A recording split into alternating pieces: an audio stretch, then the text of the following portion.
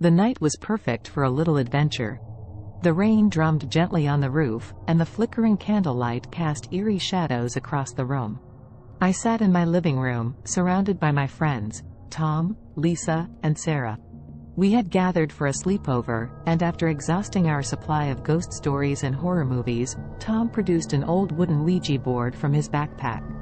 "Found this at an antique store," he said, grinning mischievously. "Thought we could give it a try." I hesitated, eyeing the board with a mix of curiosity and trepidation. I'd always been fascinated by the paranormal, but I'd never actually tried to communicate with the other side. My friends seemed excited, though, so I pushed my reservations aside and agreed to participate. We set the board on the coffee table, placing our fingers lightly on the planchette. The candlelight danced across the letters and numbers, creating an otherworldly ambiance. Lisa, who was the most skeptical among us, volunteered to start. "Is there anyone here with us?" she asked, her voice steady but soft. For a moment, nothing happened. We exchanged nervous glances, but then the planchette began to move. Slowly, it inched toward yes. We gasped, our eyes wide with surprise and excitement. "Who are you?" Sarah asked, her voice trembling slightly.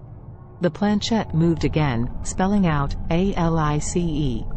The name sent a shiver down my spine.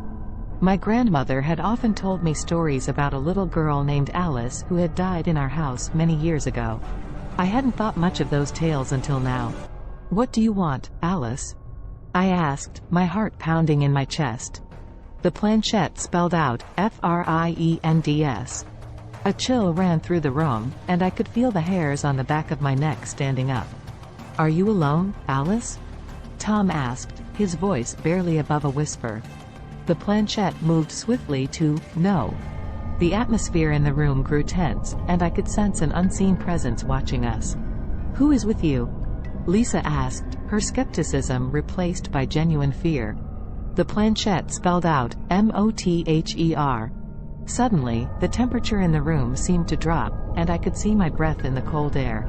The candles flickered wildly, casting sinister shadows on the walls. "I think we should stop," I said, my voice shaking. "This is getting too intense."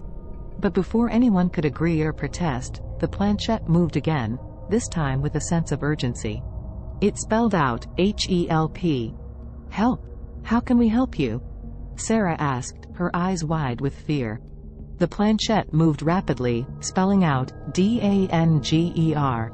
My heart raced as I felt a sudden, overwhelming sense of dread. "Guys, I don't like this," Tom said, his voice cracking. "We need to stop now." We tried to lift our fingers off the planchette, but it wouldn't budge. It felt as if an invisible force was holding us in place, compelling us to continue. "Please, Alice, what danger are you talking about?"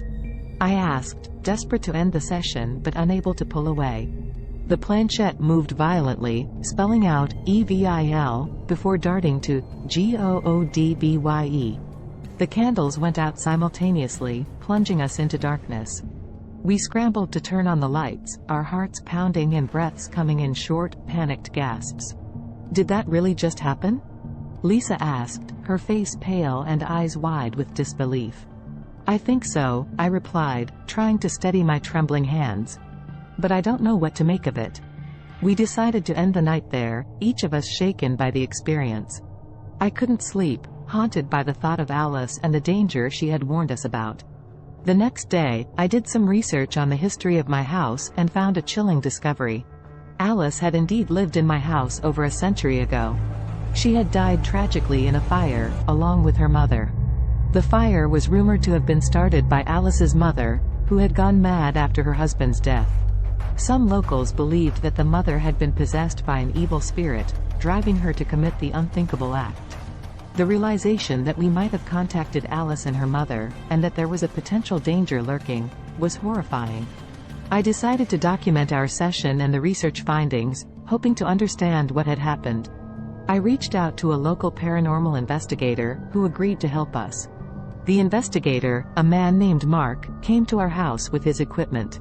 He conducted a thorough investigation, capturing strange noises and cold spots in the areas we had used the Ouija board.